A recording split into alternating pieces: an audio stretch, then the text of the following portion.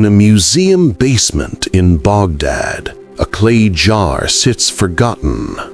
Inside, copper and iron rods sealed with asphalt. When filled with acid, it generates electricity. It's 2,000 years old. In Athens Archaeological Museum, corroded bronze gears emerge from a shipwreck. X-rays reveal a mechanism so sophisticated it predicts eclipses and tracks planetary movements. It predates the Renaissance by 1,400 years. Beneath the Egyptian desert, granite boxes weigh 70 tons each, carved with precision that modern engineers struggle to explain. They don't want you asking questions, but today we're asking all of them. Welcome to Myths of the Cosmos, where we explore the artifacts that don't fit the narrative. The objects that sit in museum storage, barely studied, rarely discussed, because they challenge everything we think we know about human history. Today, we're counting down 7 ancient technological artifacts that suggest our ancestors possessed knowledge that was lost, forgotten, or deliberately hidden. These aren't fringe theories or internet hoaxes. These are real objects, authenticated by archaeologists, analyzed by scientists, and yet they remain unexplained. Some call them out-of-place artifacts or OOPArts, objects that appear in the archaeological record thousands of years before humans supposedly developed the technology to create them. Who made them? How? And why does mainstream archaeology seem uncomfortable discussing them? Let's find out. Our journey begins in 1936. German archaeologist Wilhelm König discovers clay jars near Baghdad, dating to the Parthian Empire, roughly 200 BCE to 200 CE. Inside each jar, a copper cylinder, an iron rod, and traces of asphalt ceiling. König notices something fascinating. When filled with an acidic solution, vinegar or lemon juice, these jars produce a measurable electric current between 1 and 2 volts. Not enough to power a city, but sufficient for electroplating, coating objects with thin layers of metal. The mainstream dismisses it. Storage jars for scrolls, they say. But here's the problem. Why would you seal an iron rod inside a copper cylinder with asphalt if you're storing scrolls? And why do many of these jars show signs of corrosion consistent with acidic liquids? Mythbusters tested replica Baghdad batteries. They worked. They generated electricity. So 1,800 years before Alessandro Volta invented the battery, did the Parthians already know the secret? Some researchers propose the batteries were used for electroplating gold onto jewelry, a technique that requires electricity. Ancient Iraqi jewelry shows gilding so fine it could only have been achieved through electrochemical processes. Others suggest the batteries were used for something more mysterious, magical healing devices, electrical acupuncture, or even temple rituals where priests demonstrated the power of the gods through shocks. the Baghdad Battery sits in storage, barely mentioned in textbooks. Because if ancient people understood electricity, what else did they know? April 1900. Greek sponge divers discover a Roman shipwreck off the island of Antikythera. Among the statues and pottery, they find corroded lumps of bronze. No one pays attention for decades. Then, in the 1950s, X-ray analysis reveals the impossible. Inside those corroded lumps are over 30 precision bronze gears, arranged in a complex mechanism. Not just gears, differential gears like those in modern cars. This is the Antikythera Mechanism, an ancient analog computer built around 100 BCE that could predict solar eclipses, track the Olympic Games cycle, model the moon's irregular orbit, and calculate the positions of the 5 known planets with stunning accuracy. It's been called the most sophisticated technological artifact from antiquity. Nothing like it appears again in the historical record for over 1,000 years. Think about that. The Greeks, supposedly primitive by our standards, built a computer. Not a simple device, a machine with gear ratios that account for the moon's elliptical orbit, something Western science didn't understand until Kepler in the 1600s. Who designed it? The names inscribed suggest it might have been built by followers of the mathematician Archimedes.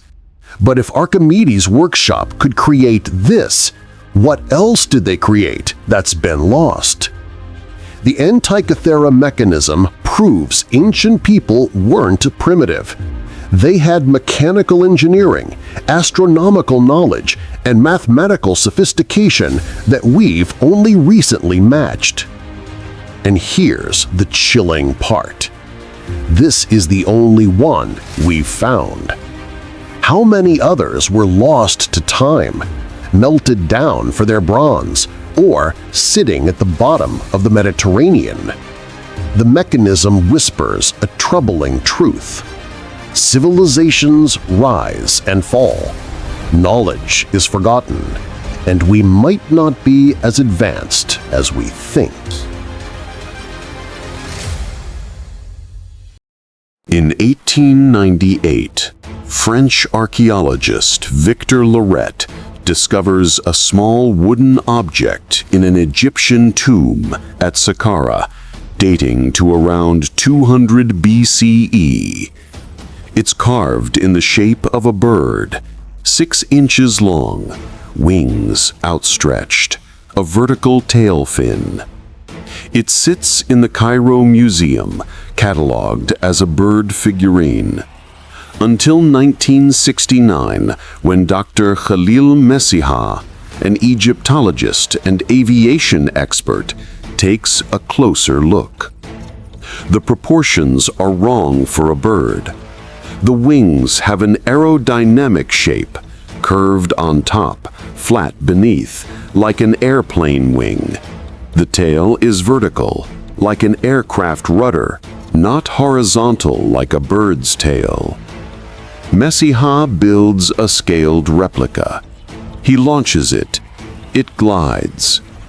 With a slight adjustment, adding a horizontal stabilizer that might have rotted away, the model flies with remarkable stability. The design shows understanding of aerodynamics. The ancient Egyptians observed birds obsessively. They carved them everywhere. But this isn't a bird. It's something else. Skeptics argue it's just a weather vane or a toy. But here's the question. Why would ancient Egyptians, who had never seen an airplane, carve a perfect airplane-shaped glider and give it aerodynamic properties that work? Did they experiment with flight? Did they observe something in the sky and try to replicate it? Or is this evidence of something more controversial, knowledge passed down from an earlier, more advanced civilization that understood aerodynamics? The Saqqara Bird sits in a display case, labeled as a curiosity. But pilots and engineers who've examined it see something else. Proof that ancient people dreamed of flight and maybe achieved it in ways we've forgotten. Chinese archaeologist Chi Pu Tai leads an expedition to the remote Bayanhar Mountains on the border of China and Tibet. His team discovers caves filled with strange burial sites. The skeletons are unusual, small, fragile, with disproportionately large skulls. But that's not the strangest part. Lining the cave walls are hundreds of stone discs, each about 9 inches in diameter, with a hole in the center. Spiral grooves cover their surfaces, not decorative patterns, but tiny hieroglyphic-like symbols carved in a continuous spiral from center to edge. They're called the DROPA stones, and according to controversial translations, they tell an incredible story. Professor Tsum Nui of the Beijing Academy claims to have deciphered the symbols in 1962. His translation? The stones describe a spacecraft that crash-landed 12,000 years ago. The survivors, the DROPA, couldn't repair their ship and were stranded. Local tribes hunted many of them before peaceful contact was established. The Chinese government allegedly suppressed the findings. Tsum Nui fled to Japan and died shortly after. Here's where it gets murkier. The original DROPA stones have vanished. Researchers who try to investigate hit bureaucratic walls. Some stones exhibited in museums are dismissed as fakes or misidentified. Skeptics claim the entire story is a hoax, fabricated in the 1960s. No credible archaeological evidence exists. The translations were never peer-reviewed. But believers point to the DROPA tribe, real people living in remote Chinese mountains with unusual features and oral traditions of sky people who came from the stars. The DROPA stones occupy a controversial space, either an elaborate hoax or evidence of something so extraordinary that powerful institutions work to suppress it. Without access to the original artifacts, we can't know for certain. But the story persists, whispered among researchers who wonder, what if? February 13th, 1961. 3 rockhounds, Wallace Lane, Virginia Maxey, and Mike Mikesell, search for geodes near Olancha, California. They find a rock that, when cut open, reveals something impossible. Inside the 500,000-year-old stone, a metallic cylindrical object surrounded by porcelain-like material. It looks exactly like a modern spark plug. Electrical components encased in rock from 500,000 years ago. The mainstream explanation: it's not ancient. The geode was actually a concretion, a mineral deposit that forms rapidly around metallic objects. The spark plug was from the 1920s, got buried, and minerals formed around it. Case closed, right? Not quite. The COSO artifact has disappeared. The original finders are deceased. No one can re-examine it with modern technology. All that remains are old X-rays and photographs. Believers argue the X-rays show structural details inconsistent with a 1920 spark plug. The internal components appear hand-forged, not machine-made. And 500,000-year dating suggests the rock formation is genuinely ancient. Skeptics counter that the dating was based on fossil shells in the area, not the specific concretion. Minerals can form around metal in decades, not millennia. Without the artifact, we're at an impasse. But the COSO artifact represents a larger pattern. Anomalous discoveries that challenge our timeline, get explained away with convenient alternatives, then vanish before independent verification. Coincidence? Or suppression of evidence that doesn't fit the accepted narrative? You decide. 1513. Ottoman admiral and cartographer Piri Reis compiles a world map. It's a fragment, only a third survives, but what it shows is extraordinary. The map depicts the coastlines of South America and Antarctica with remarkable accuracy. Here's the problem. Antarctica wasn't officially discovered until 1820. And the coastline shown on the map is the ice-free coastline, how Antarctica looks beneath the ice. Modern sub-ice radar mapping confirms the Piri Reis Map accurately shows Antarctica's true geography, hidden beneath miles of ice for the past 6,000 years. Piri Reis wrote notes on his map, explaining he compiled it from over 20 source maps, some dating to the time of Alexander the Great or earlier. How did ancient cartographers map an ice-free Antarctica? Mainstream historians suggest the map shows South America's coast distorted, not Antarctica. The similarity is coincidental. But researchers like Charles Hapgood analyzed the map using modern cartographic techniques. His conclusion: the Piri Reis Map was compiled from ancient source maps created using advanced mathematics and surveying techniques, possibly from a global maritime civilization that existed before the last ice age. The map suggests someone thousands of years ago had the capability to conduct accurate geographic surveys of the entire world, including Antarctica, before it was covered in ice. Who were they? Where are their cities? Why did their knowledge disappear?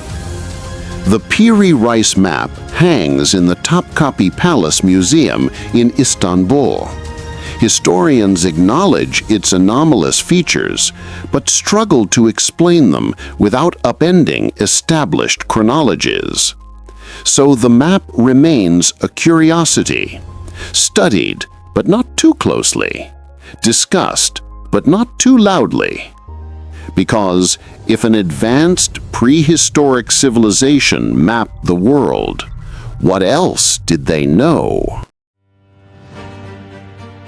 Beneath the sands of Saqqara, Egypt, lies the SERAPEUM, an underground complex of tunnels containing 24 enormous granite boxes.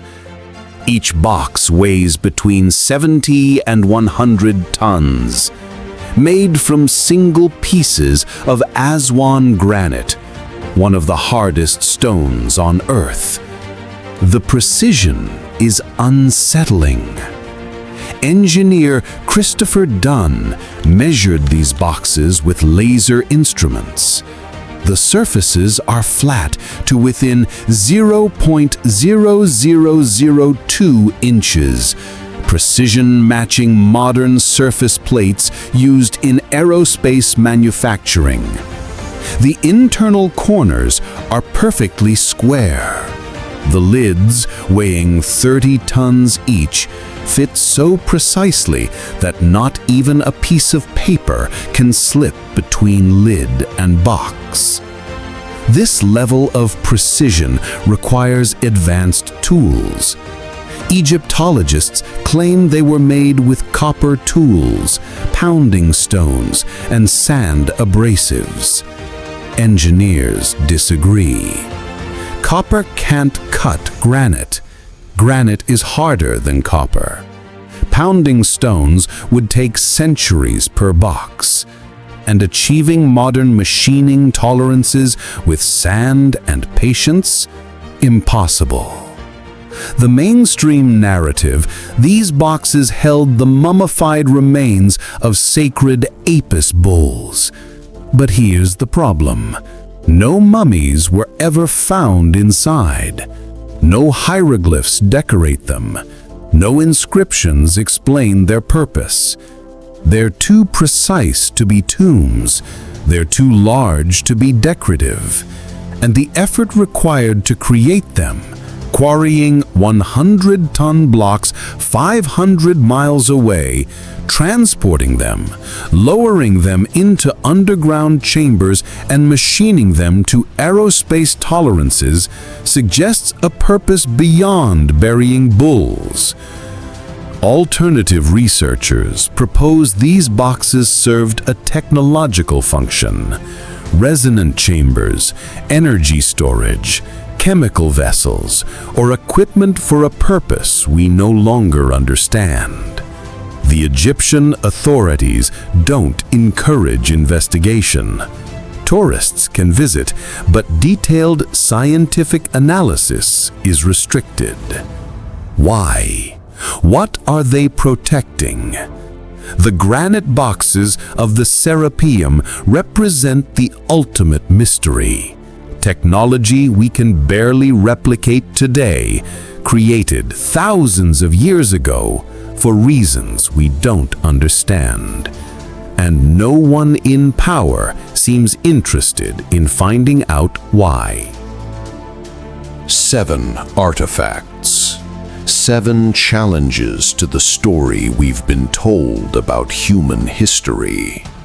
Were our ancestors more advanced than we believe?